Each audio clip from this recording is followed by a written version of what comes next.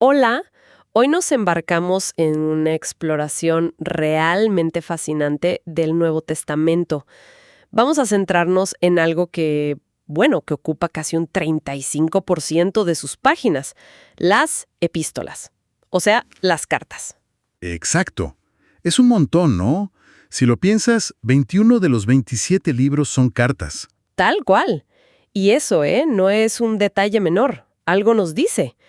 Hoy, basándonos en el material que tenemos, vamos a indagar un poco por qué esta forma literaria fue tan vital para la iglesia primitiva y también cómo se organizaban esas cartas antiguas y, lo más importante creo yo, cómo podemos acercarnos hoy para entenderlas mejor. Claro, porque es una mezcla muy interesante, ¿no? Entre correspondencia que parece muy personal y a la vez una revelación profunda. Exacto. Así que bueno, vamos a sumergirnos. Empecemos por lo básico, ¿no? ¿Por qué cartas, digo, en el mundo grecorromano del primer siglo? ¿Era común? Era el medio de comunicación por excelencia, para todo, ¿eh? Desde lo más íntimo, una nota personal, hasta decretos oficiales. Imagínate, sería como el email o el WhatsApp de hoy, pero claro, en papiro y con todo un proceso. Mucho más lento, me imagino.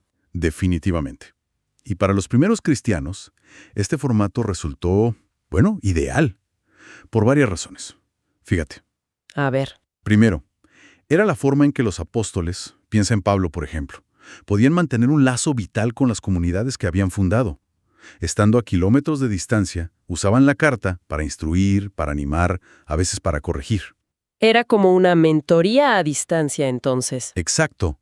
No eran solo saludos, era mantener viva esa conexión, la enseñanza. Entiendo. ¿Y qué más? Segundo, y esto es clave, establecía lo que llamamos su presencia apostólica, Presencia apostólica. ¿Qué significa eso? que aunque no estuvieran físicamente ahí, su autoridad, su mensaje, llegaba de forma directa y, muy importante, perdurable.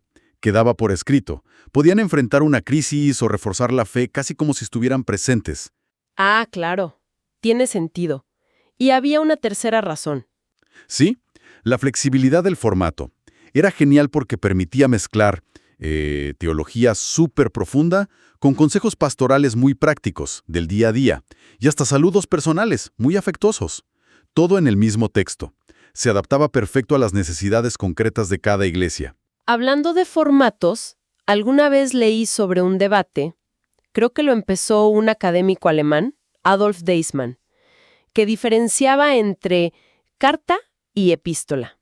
¿Te suena? Sí, claro. Deismann hizo esa distinción.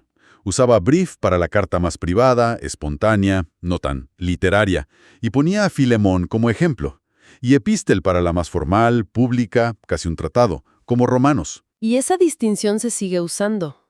Fue útil en su momento, ¿sabes?, para empezar a analizar, pero hoy, la mayoría de los estudiosos la ven como, bueno, demasiado rígida. Demasiado rígida. ¿Por qué? No encajan bien los ejemplos. Es que si miras de cerca, las líneas empiezan a borrar. Toma Filemón. Es una nota súper personal sobre Onésimo, sí. Pero ojo, también está dirigida a la iglesia que se reunía en casa de Filemón. Y toca temas universales como el perdón, la reconciliación. Temas que nos hablan a todos hoy. Ajá. Y por otro lado, Romanos, que es un monumento teológico sin duda. Pero termina con el capítulo 16 lleno de saludos personales, a gente concreta, con nombres y apellidos. Eso muestra un afecto, una conexión personal de Pablo muy fuerte. Entiendo, o sea, no son categorías totalmente separadas, como blanco y negro. Para nada. Es más útil verlas como una fusión.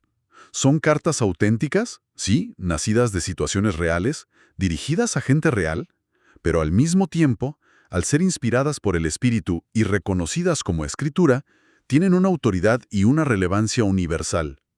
Gordon Fee y Douglas Stuart las llaman documentos de ocasión, y me parece una descripción muy acertada. Documentos de ocasión. Me gusta. Suena clave para interpretarlas. ¿Qué implica eso exactamente? Implica todo, realmente. Significa que no estamos leyendo teología sistemática escrita en el vacío, ¿viste? No es un tratado abstracto. Claro. Estamos leyendo teología en acción. Es la verdad del Evangelio aplicada a problemas concretos, a preguntas específicas, a las circunstancias que vivían esas iglesias del primer siglo. Fee y Stuart usan una analogía buenísima. ¿Cuál? Dicen que es como escuchar solo un lado de una conversación telefónica. Ah, qué buena imagen. ¿Verdad? Tenemos la respuesta inspirada del apóstol, sí, pero a veces tenemos que reconstruir con cuidado cuál era la pregunta o la situación en el otro extremo de la línea. Entonces, nuestra primera tarea es como jugar a ser detectives históricos. En cierto modo, sí. Tenemos que preguntarnos, ¿a qué estaba respondiendo el autor? A veces, el texto nos lo dice bastante claro. Por ejemplo, Por ejemplo, en 1 Corintios, Pablo dice explícitamente, he sido informado por los de Cloé, o en cuanto a las cosas que me escribisteis. Ahí te das cuenta que está respondiendo a informes y a preguntas directas. ajá, y cuando no es tan explícito, ¿qué hace? En Gálatas, por ejemplo. Pablo no empieza diciendo, me preocupa que llegaron unos judaizantes, no.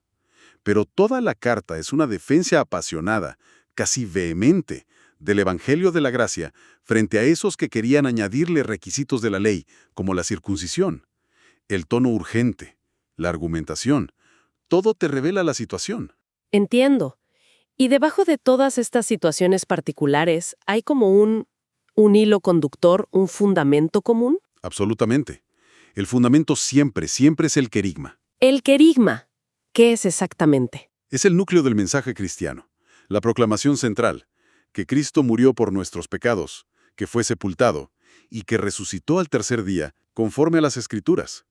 Pablo lo resume perfecto en 1 Corintios 15. Ah, claro. Entonces, cada epístola en esencia lo que hace es explorar y aplicar las implicaciones de ese evento redentor a una situación nueva, concreta. O sea que, lejos de ser un problema, esto de que sean ocasionales, es parte de su poder, digamos. Exactamente. Demuestra que la fe cristiana no es una filosofía abstracta flotando en el aire. Es una verdad que se vive, que se encarna en medio de las complejidades, los líos, las alegrías de la vida real. Dios eligió revelarse así, en medio de la historia humana. Qué interesante. Por eso nuestro objetivo no es deshistorizar la carta, ¿viste? Como quitarle el contexto para encontrar una verdad pura, aislada. No. Es al revés.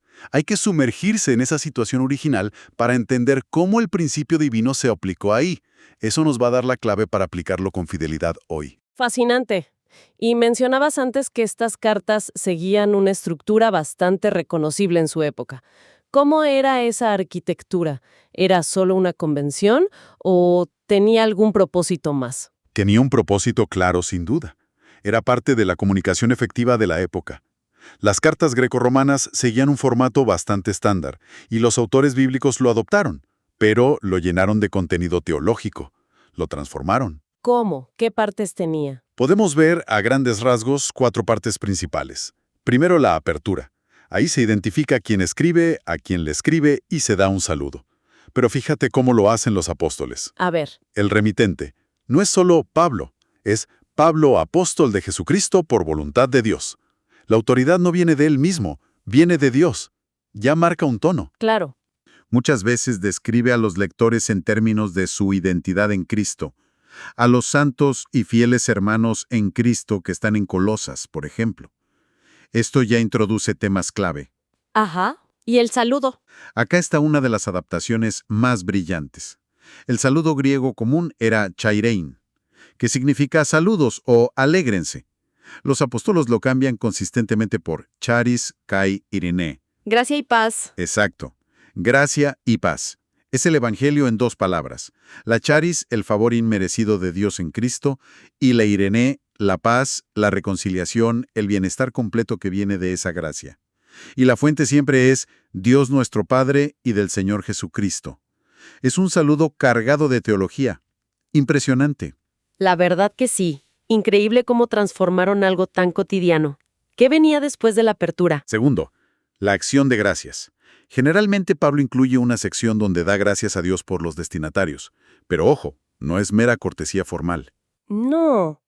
¿Qué función cumple? A menudo funciona como una especie de índice temático. Introduce sutilmente los temas principales que va a tratar después en la carta. Por ejemplo, en Filipenses 1, da gracias y ora para que el amor de ellos abunde en conocimiento y discernimiento. y eso anticipa las exhortaciones sobre unidad y madurez que vienen más adelante. ¡Qué astuto! ¿Y si no hay acción de gracias, es mala señal? Muy mala señal. Es un grito de alarma.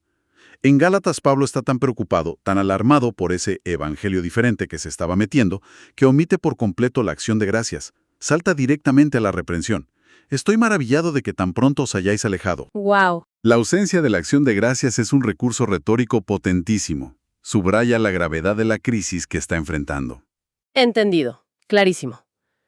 Luego viene la parte principal, me imagino. Tercero, el cuerpo. Aquí está el meollo del asunto, el desarrollo del argumento, la enseñanza principal. Y es muy común, especialmente en Pablo, encontrar un patrón. Primero se expone la doctrina. Lo que Dios ha hecho. Exacto. Lo que Dios ha hecho por nosotros en Cristo. El indicativo de nuestra salvación. Y luego se pasa al deber. ¿Cómo debemos vivir en respuesta a eso? Tal cual, el imperativo ético. ¿Cómo debemos vivir en respuesta a esa salvación? Efesios es el ejemplo clásico, ¿viste? Capítulos 1 al 3 te describen la increíble riqueza que tenemos en Cristo. Eso es doctrina pura. Y los capítulos 4 al 6 empiezan diciendo, por eso yo os ruego que andéis como es digno de la vocación con que fuisteis llamados. Ahí empieza el deber, la aplicación práctica. Y usaban técnicas especiales para argumentar en el cuerpo de la carta. Sí, claro, usaban recursos retóricos propios de la época. Uno muy frecuente en Pablo es la diatriba. Diatriba. Suena un poco fuerte. Sí, hoy la palabra suena a ataque furioso, ¿no? Pero en retórica antigua era una técnica. El autor planteaba preguntas como si un oponente imaginario las estuviera haciendo. Ah, Y luego las respondía. ¿Para qué? Para refutar objeciones, para anticipar dudas y fortalecer su propio argumento. Romanos está lleno de ejemplos de esto. Entonces, ¿qué diremos? ¿Anulamos la ley por la fe? Es Pablo dialogando con posibles objeciones. qué interesante. Y finalmente, ¿cómo terminaban estas cartas? La cuarta parte. Cuarto, el cierre. Solía incluir varios elementos, no siempre todos, ni en el mismo orden, pero típicamente en contras. Saludos personales. A veces listas largas, como en Romanos 16. Lejos de ser un detalle menor, nos muestran toda la red de relaciones, la naturaleza comunitaria, colaborativa de la iglesia primitiva. Es gente real. Sí, eso le da mucha vida. Totalmente. También una exhortación final, a veces llamada parénesis. Es como un resumen final de consejos prácticos, o un último llamado a la acción. Un último empujoncito. Algo así. A veces también una firma autógrafa. Para autenticar la carta. Pablo dice en Gálatas 6:11, «Mirad con cuán grandes letras os escribo de mi propia mano». Quizás él dictaba la carta a un escriba, un amanuense, y escribía el saludo final o esta parte de su puño y letra. Como una firma digital de la época. Algo así. Y finalmente, una bendición final o una doxología. Una última palabra de gracia o una alabanza a Dios, que a menudo como que encapsula el mensaje central de la carta. Casi siempre enfocada en la gracia del Señor Jesucristo. Mencionaste antes la importancia de reconstruir el contexto. Suena realmente fundamental para no leer nuestras propias ideas en el texto, ¿no? Eso que llaman eisegesis. Entender el mundo del primer siglo parece crucial. Absolutamente crucial. Hay un abismo, ¿sabes? Cultural, histórico, lingüístico entre su mundo y el nuestro. Intentar entender la carta sin entender su contexto es como, no sé, intentar entender una conversación escuchando solo palabras sueltas. No funciona. Podemos ver algunos ejemplos rápidos de cómo el contexto ilumina el texto. Claro. A ver, pensemos en Corinto. No era una ciudad cualquiera, ¿eh? Era un puerto importantísimo, cosmopolita, súper rico, pero también con una fama terrible de inmoralidad. Ajá. Incluso existía un verbo, corintiasomai, que significaba literalmente actuar como un corintio, o sea, vivir disolutamente, de forma licenciosa. Además, estaba el culto a Afrodita, los templos y un gran orgullo intelectual, con filósofos y oradores compitiendo por seguidores, como estrellas de rock. Wow. Sabiendo eso, de repente los problemas de 1 Corintios cobran todo el sentido, ¿viste? La tolerancia de un caso de incesto, los pleitos entre creyentes ante tribunales paganos, la arrogancia por seguir a un líder u otro, yo soy de Pablo, yo de Apolos, las divisiones terribles en la cena del Señor, las preguntas sobre si comer o no comida sacrificada a ídolos. Todo encaja.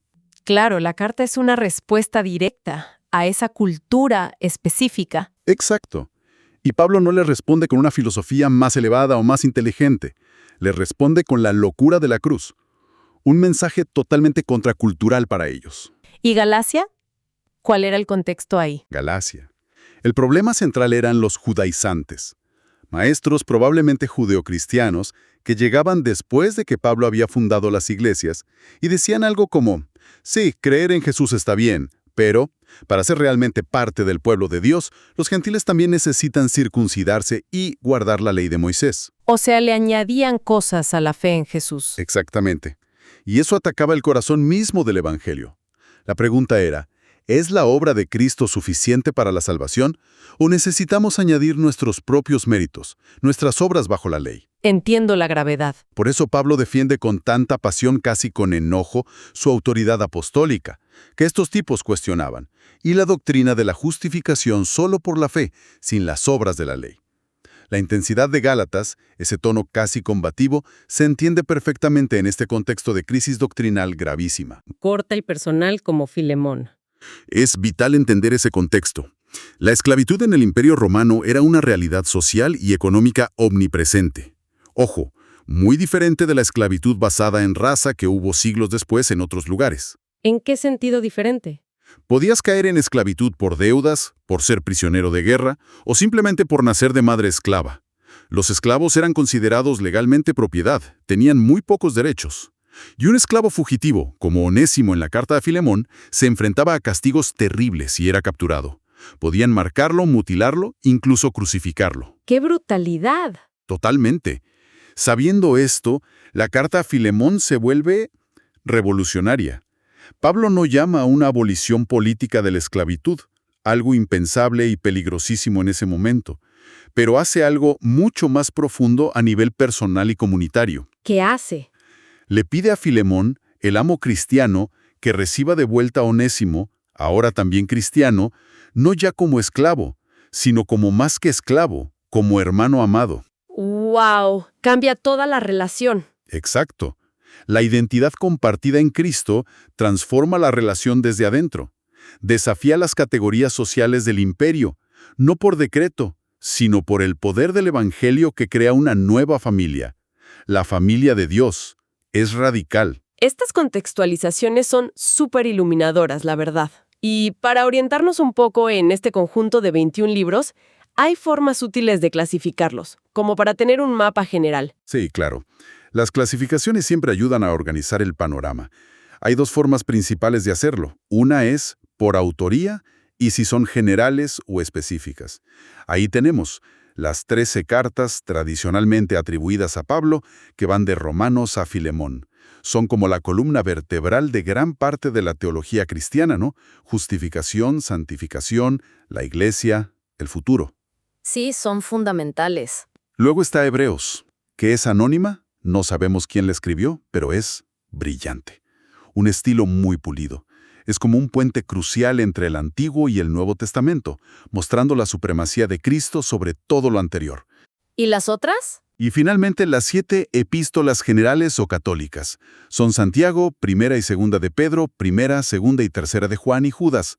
Se llaman generales o católicas, que significa universal, porque en general no se dirigen a una iglesia local específica, sino a una audiencia más amplia. Y nos ofrecen perspectivas muy complementarias. La ética práctica en Santiago, la esperanza en medio del sufrimiento en Primera Pedro, la advertencia contra falsos maestros en Segunda Pedro y Judas, la certeza de la fe y el amor en las cartas de Juan. Son tesoros también. Entendido.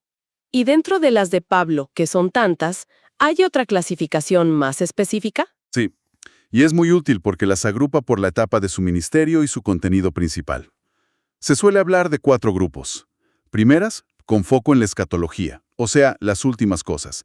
Son Primera y Segunda Tesalonicenses. Probablemente las más antiguas que tenemos de Pablo.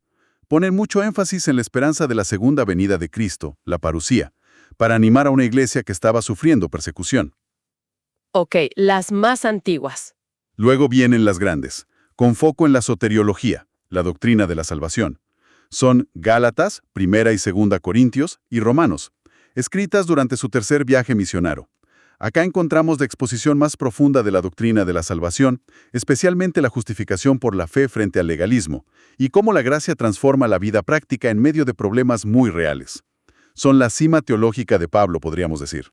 Las cartas pesadas, digamos. Exacto. Luego están las de la prisión, con foco en la cristología, la doctrina de Cristo. Son Efesios, Filipenses, Colosenses y Filemón, escritas mientras Pablo estaba encarcelado, probablemente en Roma. Desarrollan una visión majestuosa, cósmica, de Cristo como cabeza de la creación y de la Iglesia. Y también hablan mucho de la Iglesia, eclesiología, como el cuerpo de Cristo, la unidad entre judíos y gentiles. ¿Y las últimas? Y finalmente las pastorales, con foco en la eclesiología práctica, la vida de la Iglesia. Son Primera y Segunda Timoteo y Tito, escritas ya hacia el final de la vida de Pablo. Se centran en la organización y la vida práctica de la Iglesia, cómo debe ser el liderazgo, los requisitos para los obispos y diáconos, cómo defender la sana doctrina frente a las herejías y los errores que ya empezaban a surgir. Llamado constante al gozo, ¿no? No es un gozo superficial. Para nada. Es un gozo arraigado en la soberanía de Cristo, incluso en medio de las cadenas. El contexto y la clasificación nos preparan para interpretar mejor, sin duda. Bien, tenemos el contexto, la estructura, las clasificaciones, pero ahora viene la pregunta clave. ¿Cómo hacemos el puente? ¿Cómo pasamos de ese texto antiguo, de su ciudad, a nuestra vida hoy, a nuestra ciudad? Mencionaste antes un viaje interpretativo de Duval y Hayes. ¿Nos puedes guiar un poco por esos pasos? Suena útil. Y bastante usado. Tiene 5 pasos lógicos. Paso 1. Comprender el texto en su contexto. La pregunta clave es, ¿qué significó este texto para la audiencia original, para los primeros lectores? Esto es la exégesis. Implica investigar a fondo el contexto histórico, cultural, literario, la gramática. Es el trabajo de detective que decíamos antes. Estamos en their town, en la ciudad de ellos. El primer paso es quedarse ahí, en su mundo. Exacto. No saltar todavía a nuestra aplicación. Paso 2. Medir la anchura del río. Acá reconocemos conscientemente las diferencias que nos separan de esa audiencia original. ¿Qué ha cambiado? La cultura, el lenguaje, la situación histórica, incluso nuestra posición en la historia de la salvación. Ellos estaban, por ejemplo, bajo el antiguo pacto, o en esa transición inicial. Nosotros estamos plenamente en el nuevo pacto. Vemos qué distancia hay que cruzar. Ok, identificar las diferencias. Paso 3. Cruzar el puente de los principios. Este es el corazón del asunto. Buscamos identificar el principio teológico atemporal. Es decir, cuál es la verdad o la enseñanza central que el autor inspirado comunicó a través de esa situación particular, pero que trasciende esa cultura y ese tiempo específicos. Es la verdad que sigue siendo válida para todos los creyentes en todos los tiempos. Encontrar la esencia, digamos. Algo así. Paso 4. Consultar el mapa bíblico. Una vez que creemos haber identificado ese principio, tenemos que ver cómo encaja con el resto de la enseñanza de la Biblia. Usamos lo que se llama la analogía fidei, la analogía de la fe. Significa que la Escritura se interpreta a sí misma. Un principio teológico válido extraído de una parte de la Biblia no puede contradecir lo que enseña el resto de la revelación bíblica. Hay coherencia. Asegurarse de que no contradiga otras partes. Exacto. Y finalmente, paso 5, aplicar el texto a nuestro contexto. Ahora sí, traemos ese principio teológico atemporal, que ya validamos con el resto de la Escritura, a nuestra ciudad, a our town. La pregunta es, ¿cómo vivimos este principio hoy de manera fiel y relevante en nuestras vidas personales, en nuestras familias, en nuestras iglesias, en nuestro trabajo? Suena muy lógico y ordenado. ¿Y qué herramientas usamos en ese primer paso, que parece tan crucial, el de entender el texto en su mundo, la exégesis? Hay varias herramientas esenciales. El método inductivo es fundamental. Observar cuidadosamente qué dice el texto. Palabras, frases, estructura, luego interpretar qué significa basado en esa observación detallada. Y finalmente, pensar en la aplicación. Observación, interpretación, aplicación. El paso a paso clásico. Sí, también es muy útil el análisis del flujo argumental.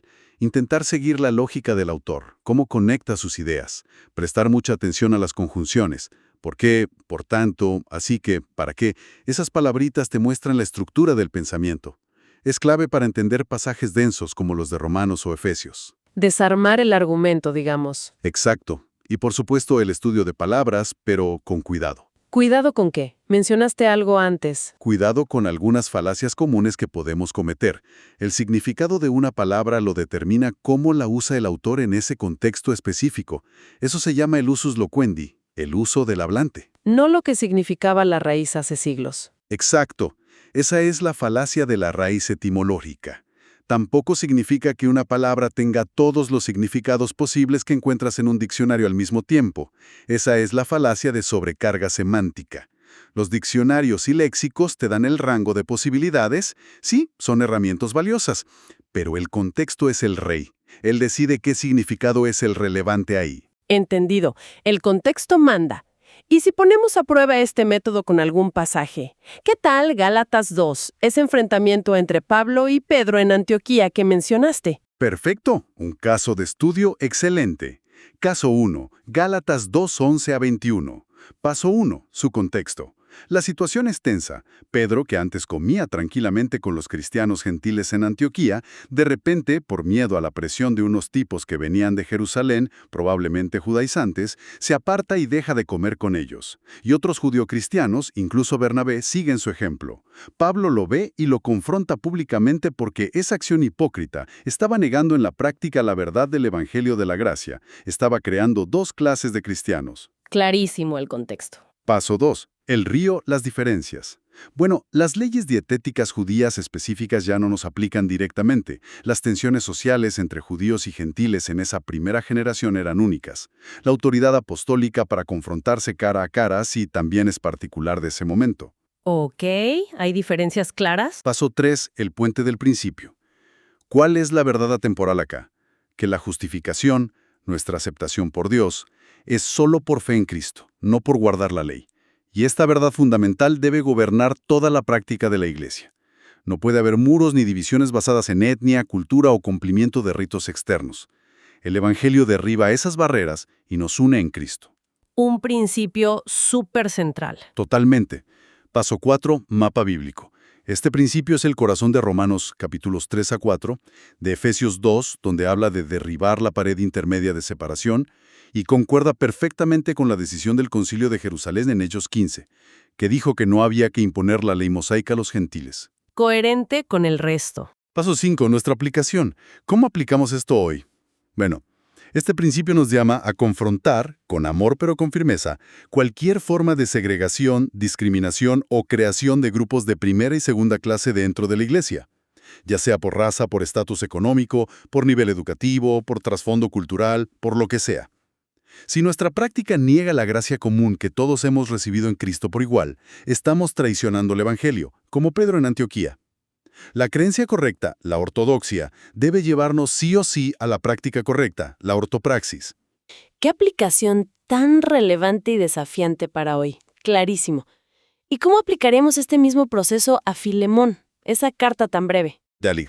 Caso 2. Filemón. Paso 1. Su contexto. Ya lo mencionamos.